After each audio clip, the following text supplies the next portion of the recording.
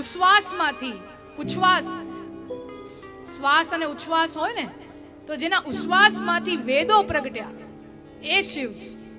જેના ડમરૂના નાદમાંથી તમામ સંગીતોના સ્વર પ્રગટ્યા એ શિવ છે. તો શિવ સર્જક છે.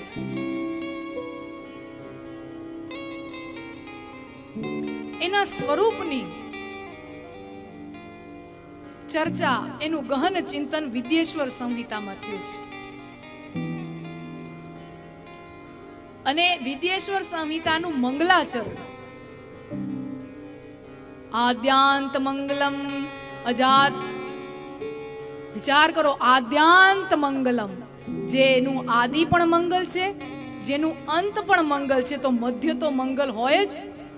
જેનું આદિ પણ મંગલ હોય, અંત મંગલ હોય, મધ્ય મંગલ હોય એવા શિવ છે. અજાત સમાન ભાવ, એ શિવ કેવા છે? તો શિવ પુરાણમાં લખ્યું છે, આદ્યાંત મંગલમ અજાત સમાન ભાવ માર્યમ તમીશ અજરામરમાત્મ દેવ. અજાત સમાન ભાવમ, એ કોઈની વચ્ચે ભેદ રાખતા નથી, બધાને સમાન રાખે છે. જે સંસ્કારી છે, જે કુલીન છે, જે સારું છે, જે શુભ છે, એને તો બધાય અપનાવે, એને તો બધાય સ્વીકાર કરે, એને તો બધાય અપનાવે, એને બધાય સ્વીકાર કરે. પણ જે સમાજથી તરછોડાયેલો છે, જે સમાજથી જુદો છે, સમાજના દ્રષ્ટિકોણથી, ભગવાનના દ્રષ્ટિથી નહીં, પણ સમાજ અમુકને ઊંચ ગણે, અમુકને નીચ ગણે. ભગવાનની પાસે તો કાંઈ એવા કોઈ માપદંડ છે જ નહીં, ઊંચ કે નીચ એવું ભગવાનની નજરોમાં તો કાંઈ નથી. પણ આપણે આ કળિયુગી માણસો, આપણે અમુકને ઊંચા કીધા, આપણે અમુકને નીચા કીધા. તો ઊંચાને તો સૌ રાખે, પણ નીચાને જે રાખે એ મહાદેવ. કુલીનને તો સૌ રાખે, પણ અધમને પણ જો રાખી જાણે એ મહાદેવ. ઘરના બગીચામાં ગુલાબ ઉગ્યું હોય તો એ તો બધાને ગમે. ગુલાબ કોને ન ગમે? તો ગુલાબની સુગંધ, ગુલાબની સૌંદર્ય જોઈને તો બધાય આકર્ષાય, બધાય ગુલાબ તોડવા પ્રેરાઈ જાય. પણ ધતુરો કોઈ લે? મહાદેવને ધતુરોય ચાલે. ચંદન ને કુમકુમના લેપ, પાવડર ને આવું બધું તો બધા રાખે, બધાય સ્વીકાર કરે. ભસ્મનો કોણ સ્વીકાર કરે? મહાદેવ. મહાદેવ ભસ્મનો સ્વીકાર કરે. સોના ચાંદીના અલંકારોનો તો બધાય દેવી દેવતાઓ એનો ગ્રહણ કરે. બધાય દેવી દેવતાઓ સોના ચાંદીના અલંકારો આપણે પહેરાવીએ તો પહેરે.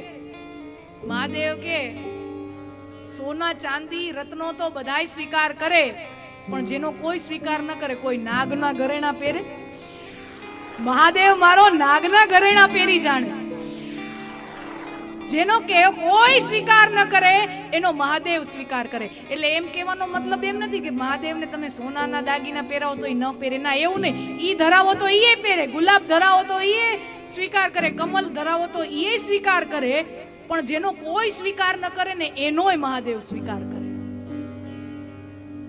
એનોય મહાદેવ સ્વીકાર કરે.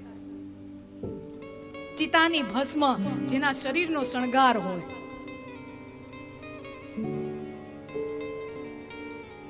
અજાત સમાન ભાવ, અજરા અમર માત્મદેવ, જે અજરા અમર છે.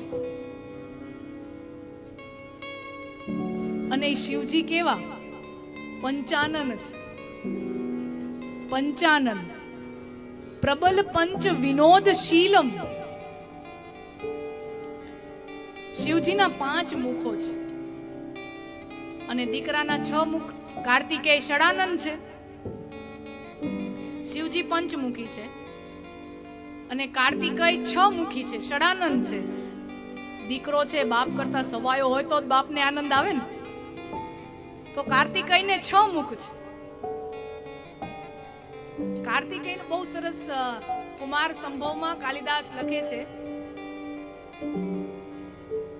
શિવ પાર્વતીના વિવાહ થયા અને પ્રથમ બાળક પ્રસૂતિ થવાની તૈયારીમાં, તો કૈલાસની અંદર બધા ઉલ્લાસમાં છે, બધા આનંદમાં છે. પુત્ર થશે કે પુત્રી થશે, બધાને ઉત્સુકતા છે. બધા દેવતાઓ, ઋષિ મુનિઓ, શિવ ગણો બધા ત્યાં બહાર હાજર છે અને બધાના જીવમાં આનંદ છે, ઉલ્લાસ છે. અને શિવજી તો પોતે ક્યાંક કૈલાસના ખૂણામાં એક જગ્યાએ સમાધિમાં રત છે. શિવજીને કાંઈ ખબર નથી, એ તો પોતાની સમાધિમાં નિજાનંદમાં મસ્ત મગન છે. અને પાર્વતીજીને ખબર છે કે આપણા ભોળિયાનાથ આવા જ છે, આપણે તપસ્યા કરીને જ માંગ્યા છે અને એ આવા છે એટલે જ મને ગમે છે. એટલે પાર્વતીજીને ખબર છે કે આપણા ભોળિયાનાથ ક્યાંક સમાધિમાં રત હશે. દીકરાનો જન્મ થયો, કાર્તિકેયજીનો જન્મ થયો.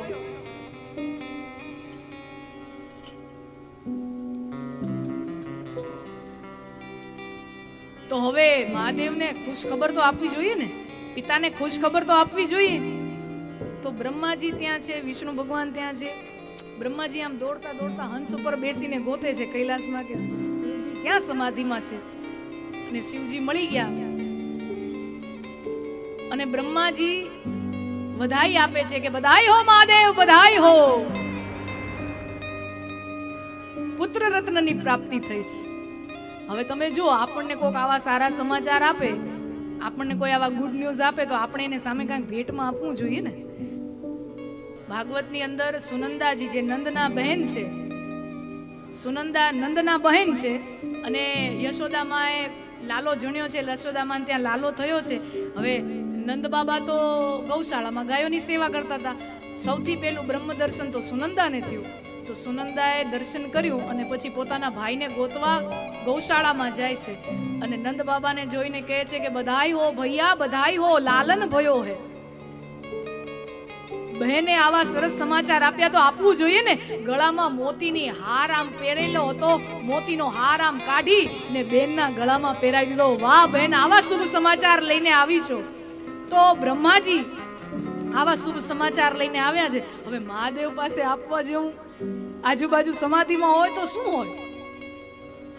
તો બહુ સરસ લખે છે, શ્રુત્વા ષડાનન જનુર મુદિતાંતરેણ પંચાનનેન સહસા ચતુરાનનાય શાર્દુલ ચર્મ ભુજંગ ભર્ણમ સભસ્મ દત્તમ નિશમ્ય ગિરિજા હસિતુ પુનાતિ.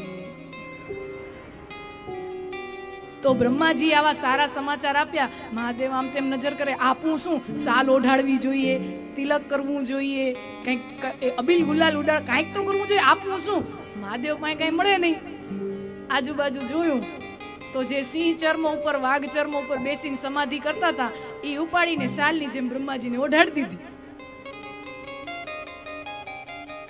કુમકુમનું ચંદન કે ચંદનનું તિલક કે કુમકુમનું તિલક કાંઈ ન મળે તો મૂઠો એક ભભૂતનો ભસ્મનો લઈ અને એક મૂઠો આમ ભભરાઈ દીધો બ્રહ્માજીને. બ્રહ્માજી ભસ્મથી ભરાઈ ગયા. અને સોના ચાંદીના તો કાંઈ અલંકારો હોય ને, ગળામાંથી એક નાગલું કાઢી અને બ્રહ્માજીને ગળામાં પહેરાવી દીધું.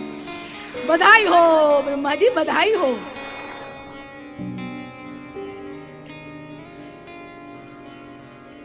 બધાઈ હો. શિવજી કેવા ભોળા છે. અમુક સંતો આનો આવું પણ અર્થઘટન કરે કે સતીના વિયોગ પછી, સતી જ્યારે દક્ષ યજ્ઞમાં હોમાઈ જાય છે એના પછી શંકર મન ભયો બિરાગા, એટલે શંકર વૈરાગી બની જાય છે, સંસારથી વૈરાગ લઈ લે છે. અને ત્યારે બ્રહ્માજી ને વિષ્ણુ ભગવાન ને બધાએ પ્રાર્થના કરે છે ભગવાનને કે તમે વિવાહ કરો, તમારે વિવાહ થાય તો કાર્તિકેયનો જન્મ થાય, ગણેશનો જન્મ થાય અને તો અસુરોનો નાશ થાય. કાર્તિકેયનો જન્મ થાય તો તારકાસુર મરે. એટલે યોજના છે. એટલે તમે તો મને સંસારમાં જોતો રહ્યો. મહાદેવ બ્રહ્માજીને કહે છે કે તમે મને સંસારમાં જોત રહ્યો અને હવે મારી તપસ્યા તો અધૂરી રહી ગઈ. હવે આ સિંહ ચર્મ ને આ ભસ્મ આ બધું તમને મુબારક, તમે તપસ્યા કરો, મારે તો હવે જવાબદારી આવી. મારે તો હવે જવાબદારી આવી. તમે મને સંસારમાં જોત રહ્યો, હવે મારે જવાબદારી આવી, તપસ્યા હવે તમે કરો. પ્રબલ પંચ વિનોદશીલમ સંભાવયે મનસી મંબિકેશમ. પ્રબલ પંચ વિનોદશીલમ, તો મહાદેવ કેવા છે, શું કાર્ય કરે છે? તો વિદ્યેશ્વર સંહિતામાં શિવપુરાણમાં કહ્યું છે પ્રબલ પંચ વિનોદશીલમ. મહાદેવ 5 કામ કરે છે, 5 કાર્યો છે મહાદેવના. સૃષ્ટિ એટલે સર્જનનું કાર્ય, પાલન, સંહાર, તિરોભાવ અને અનુગ્રહ. આ 5 કાર્યો મહાદેવ કરે છે. હવે આ આગળની કથા જેમ જેમ જોશું ત્યારે આ પ્રસંગોને વિસ્તારમાં લેશું. સર્જન કેવી રીતે કરે છે, પાલન કેવી રીતે કરે છે, સંહાર કેવી રીતે કરે છે, તિરોભાવ ને અનુગ્રહ. તિરોભાવ એટલે સરળ સમજવું હોય તો પ્રાણોનું ઉત્ક્રમણ. શરીર પડી જાય પછી જીવ એક શરીરમાંથી નીકળી અને બીજા શરીરમાં જાય એને પ્રાણોનું ઉત્ક્રમણ કહેવાય. આને કહેવાય તિરોભાવ. તો મહાદેવની કૃપાથી એક શરીર છૂટે પછી બીજું શરીર મળે, જેના જેવા કર્મો હોય એ પ્રકારનું એ શરીર મળે, એ બધું સંચાલન મહાદેવ કરે છે. અને અનુગ્રહ, જેને સર્જનની પ્રક્રિયામાં એટલે જન્મમાંથી છૂટવું હોય, જીવનમાંથી છૂટવું હોય, મૃત્યુની પીડામાંથી છૂટવું હોય તો એક જ રસ્તો છે મહાદેવનો અનુગ્રહ. જો જીવ પ્રાપ્ત કરે તો જન્મ, જીવન અને મૃત્યુના કષ્ટના ચક્કરમાંથી મુક્ત થઈ અને મહાદેવનો અનુગ્રહ પ્રાપ્ત કરે છે. તો આ અનુગ્રહ મહાદેવનું કાર્ય છે.